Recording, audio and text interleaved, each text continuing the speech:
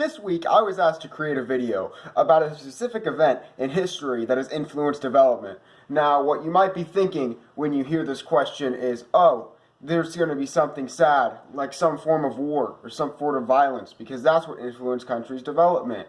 Well, no, because everyone else is going to do something sad, so I'm going to do something positive. Today, we're going to talk about the internet and how it's had an influence on countries' development.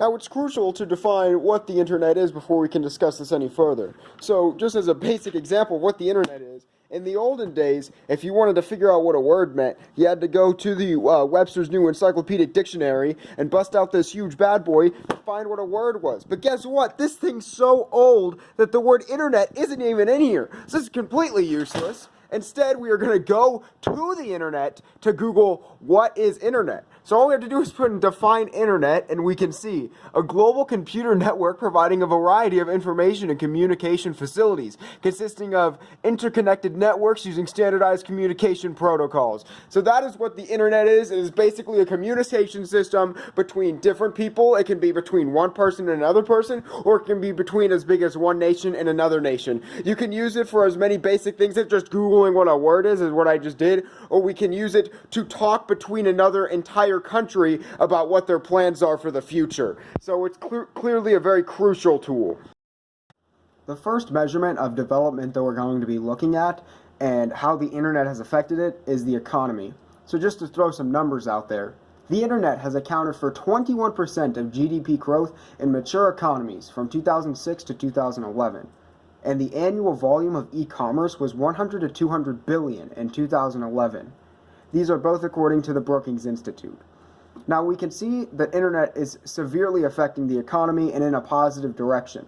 GDP is the gross domestic product of a country and is in essence just a measurement of a country's economy.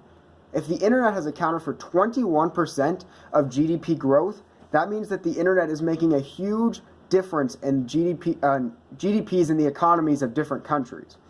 Not only this, but we can also see how the internet is affecting different businesses when they're trying to start up.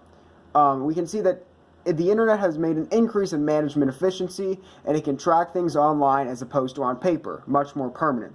Everything that you put on the internet is indeed permanent, as opposed to paper, which can easily be lost. It is much more easy to manage a company whenever you're using the internet because everything you put down is permanent.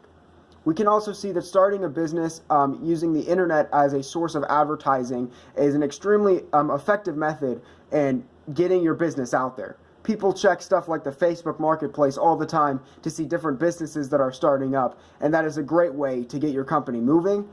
People will see this and purchase from you, boosting both your entrepreneurship and henceforth the economy. Obviously, if you're making more money, then the country in itself is also making more money because you're producing money for that economy. We can see that 1.2 million jobs have been created through the internet, according to computerworld.com. This is an extreme amount, and this obviously is producing economic growth because these jobs are making money for people, which is in turn boosting a country's economy. The internet has also created vast new and different jobs. Obviously, there's jobs like computer networking, like working with Google and Yahoo. But there's even jobs that you wouldn't think of whenever you're talking about internet jobs that are boosting the economy, such as being a YouTuber, for example, which can earn people upwards of millions. KSI, for example, is a YouTuber with over 20 million subscribers, and he has an estimated net worth of $20 million. So obviously he has made an extreme profit using the internet, and his profit is then going into the economy.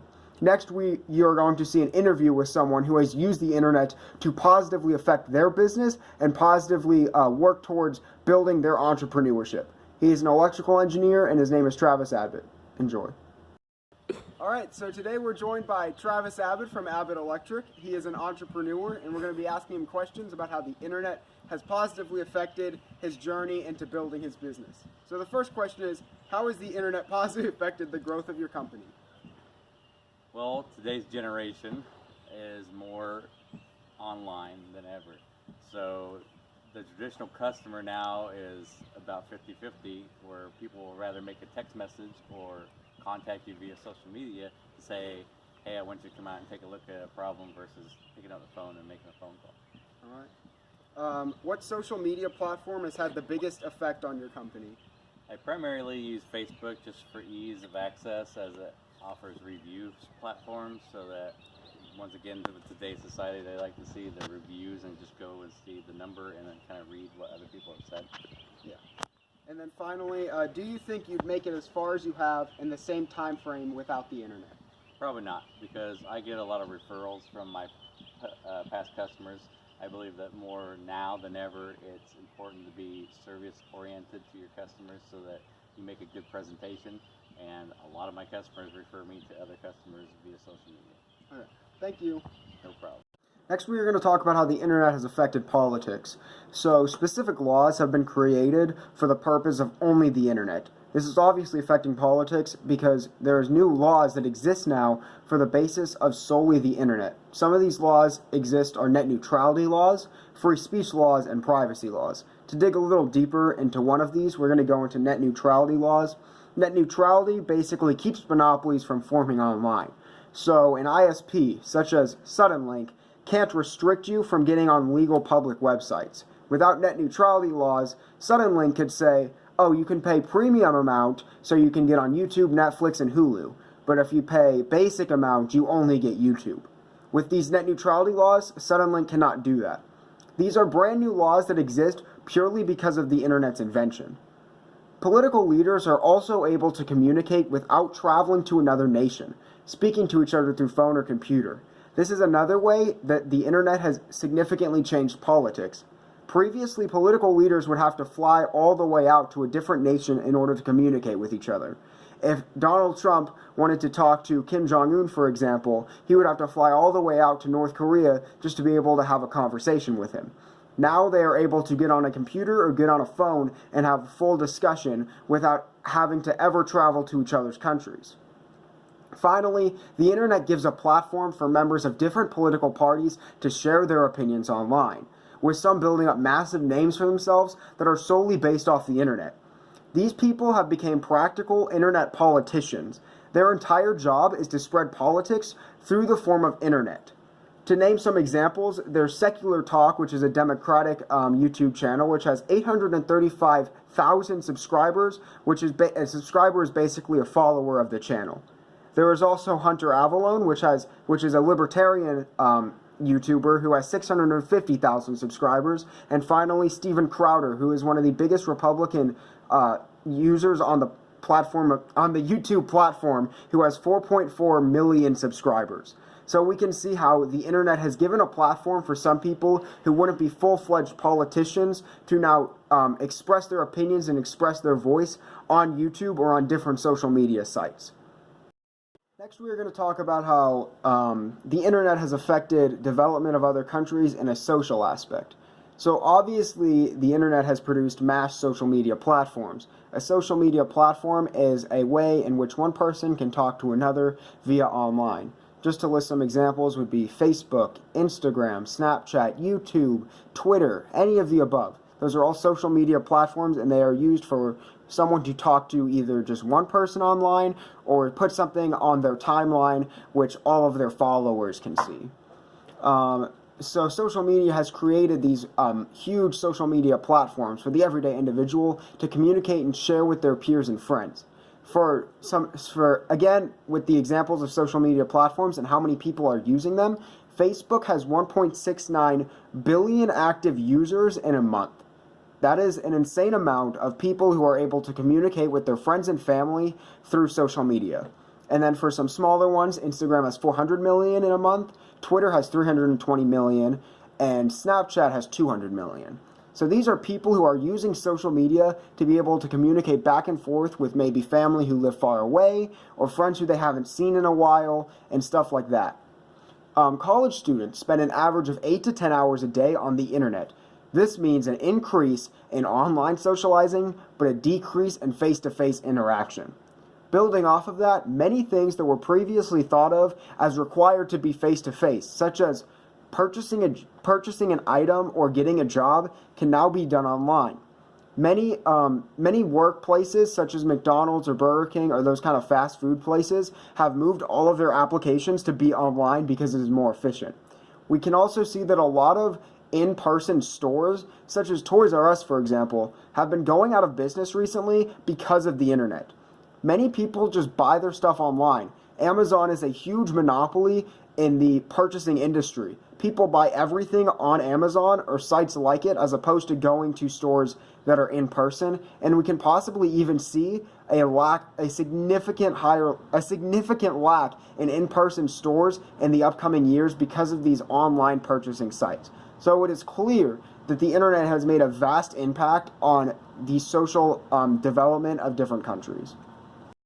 Finally, we are going to be looking at how the internet has affected the development of the environment in different countries, and this one's not going to be as positive as the last three.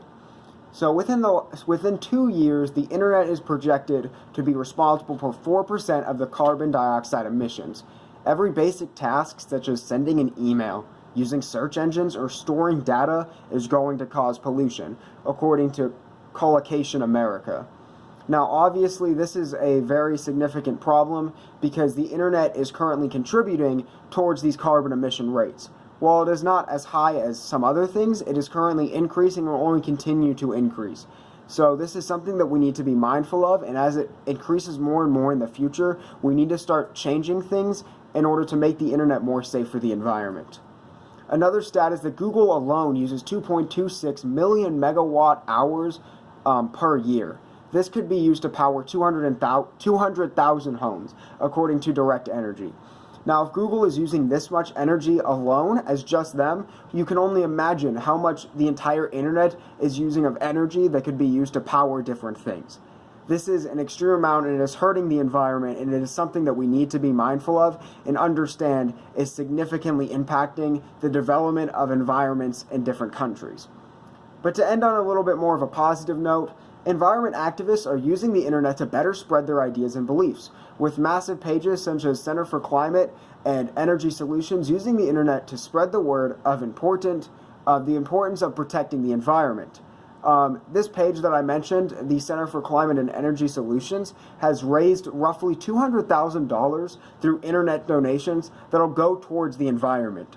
So this page is using the internet to collect donations from other people who are visiting this page and then put those donations towards a positive benefit.